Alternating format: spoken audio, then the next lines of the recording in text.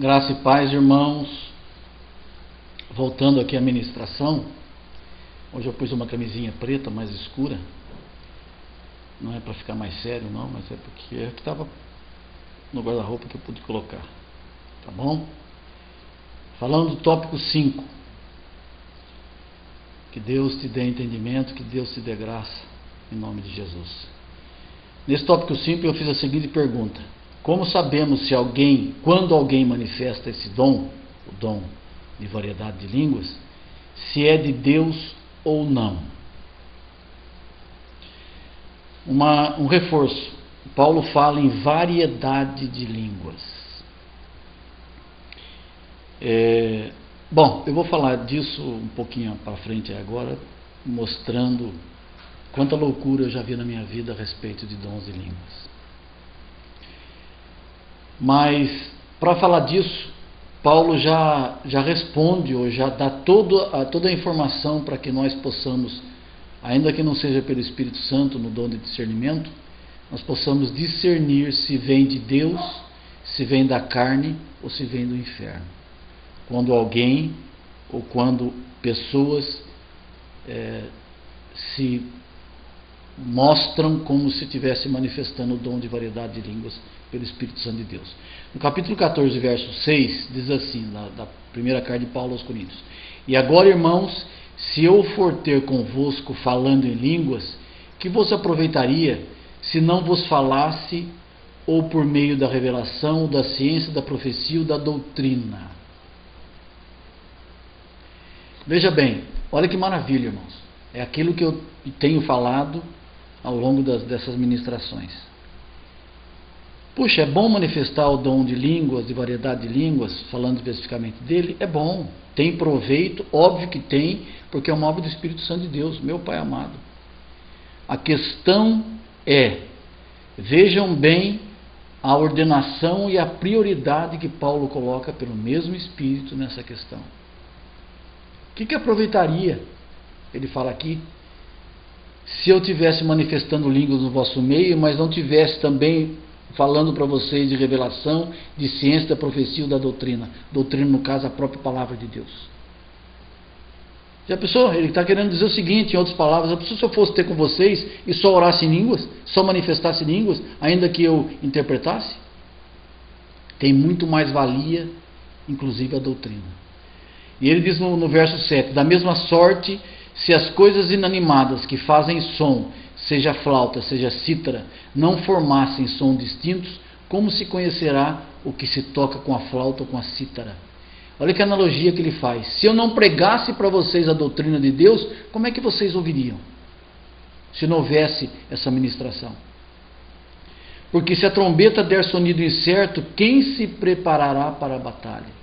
Se vocês não são instruídos pela palavra de Deus com língua de entendimento, como é que vocês estarão preparados? Como eu estarei preparado. Assim também vós, se com a língua não pronunciardes palavras bem inteligíveis, como se entenderá o que se diz? Porque estareis como que falando ao ar. E aí Paulo começa, do verso 26 em diante, ele começa o que eu posso chamar aqui de regras, ou seja, de como eu posso, por essas informações, eu posso discernir se o que está acontecendo é de Deus ou não. Aí alguém pode perguntar assim: Paulo, mas será que o que estava acontecendo com a igreja de Corinto, quando eles se reuniam, na questão de manifestação dos dons de língua e profecia, principalmente, porque é o que Paulo trata mais aqui, embora ele fale de todos os dons, será que o que estava acontecendo lá era uma desordem, um transe deles, ou enfim, era um comportamento totalmente fora daquilo que Deus tinha para eles? Ou seja, o que estava acontecendo lá não tinha nada a ver com o que Paulo ministra no capítulo 12 e 14. Eu teria que dizer para vocês que, pelo contexto, é o meu primeiro pensamento. É a minha primeira impressão. Por quê? Eu posso entender que por essa carta de Paulo, ele trata de coisas que ele certamente não tinha tratado quando ele visitou os coríntios, ou não tinha se aprofundado. Então eu posso deduzir, e por toda a instrução que ele dá agora, e aqui ele não diz que, como algumas cartas ele fala, eu já vos falei disso, e repito, e enfim, um contexto dessa forma, eu posso perfeitamente entender, e se eu tiver que responder a pergunta que eu mesmo me fiz, eu diria que eles não conheciam essas coisas. Então eu também posso admitir que o que estava acontecendo com eles era uma barbúdia lá da carne, e Paulo vem aqui colocar ordem na casa. Mas ainda que a gente considere que tenha sido algumas manifestações tenham sido espirituais, e por causa da carne de alguns elas tenham sido impedidas ou mal entendidas, também podemos admitir isso. Pode ser que houveram irmãos que realmente receberam dons, manifestação de dons do Espírito Santo de Deus, e foram até impedidos por causa da bagunça. Mas independentemente de uma situação ou outra, Paulo coloca aqui de uma maneira muito clara. Ele diz assim no verso 26, que fareis, pois, irmãos, quando vos ajuntais, cada um de vós tem salmo, tem doutrina, tem revelação, tem língua, tem interpretação. Faça-se tudo para a edificação. Paulo está começando a colocar aqui, não regras, não rituais, mas ele está começando a colocar aqui que tem que haver planejamento, tem que haver ordem diante de Deus. É assim que o Espírito Santo de Deus gosta de agir em nós. E ele diz assim, e se alguém falar, e toda vez que entendemos doutrina, é a própria palavra de Deus. Eles não tinham a Bíblia, mas tinham recebido informação dele, verbal, e possivelmente já circulava algumas cartas entre eles. Faça-se tudo para edificação. E se alguém falar em língua desconhecida, o dom, faça-se isso por 2, ou quanto muito 3, e por sua vez, e haja intérprete. Em outras traduções fica mais claro ainda na linguagem de hoje. O que Paulo está querendo dizer é o seguinte, que durante a reunião, durante aquele dia, naquela reunião, houvesse no máximo 3 irmãos a orarem em variedade de línguas, cada um por vez, e que houvesse interpretação. Da mesma forma que o Espírito de Deus manifestava o dom, ele manifestava de variedade de línguas, ele manifestava o dom de interpretação daquelas mesmas línguas. Mas se não houver intérprete, esteja calado na igreja e fale consigo mesmo e com Deus. Aí alguém pode dizer, mas espera aí, quando vem o dom de línguas em mim, como é que eu vou saber se vai haver interpretação ou não? Poxa vida, irmãos, a gente não pode ser tão ingênuo a ponto de pensar que o Espírito Santo de Deus não tem o controle da situação. É aí que eu digo para vocês a questão do meu discernimento e do meu controle sobre a minha carne em ouvir o Espírito Santo de Deus que me habita e habita você. É uma questão de planejamento do Espírito Santo. Se ele vai manifestar o dom de línguas, ele com certeza vai buscar manifestar alguém que interprete, ou eu mesmo, se for eu a manifestar o dom de línguas. É uma questão de lógica, é uma questão de coerência, não é questão nem de entender tecnicamente a coisa. É o Espírito Santo de Deus, e ele é ordeiro, ele é perfeito, ele é Deus. E se eu percebo e discerno que não vai haver interpretação, eu ore comigo mesmo e com Deus.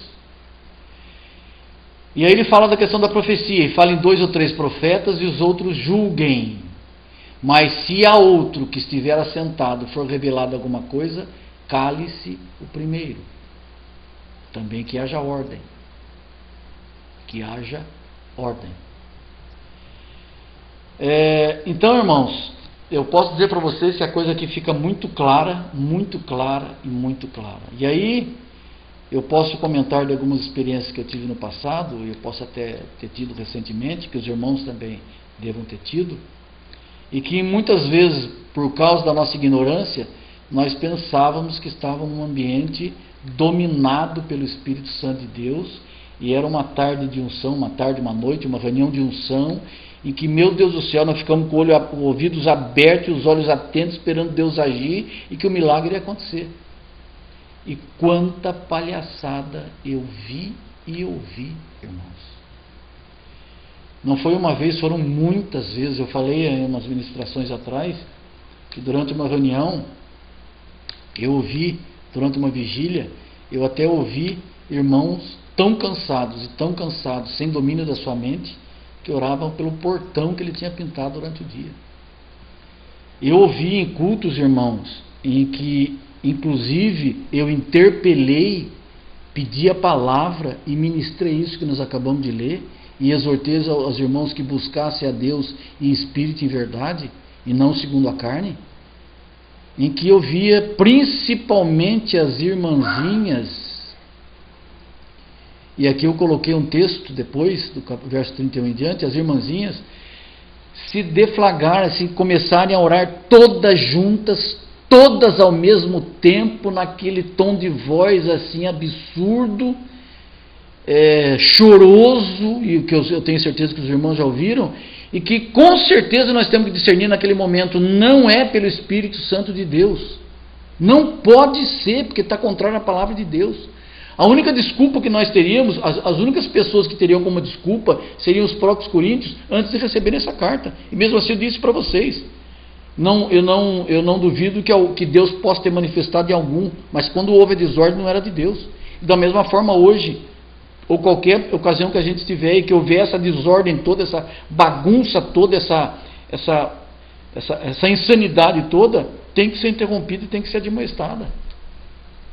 Irmãos e irmãs orando alto ao mesmo tempo, parecendo um ambiente de loucos, de pessoas que não têm controle, justamente aquilo que não acontece, parece que entra num transe, como se fosse um terreiro de macumba, uma sala de uma reunião espírita, onde quem domina é o espírito de Satanás.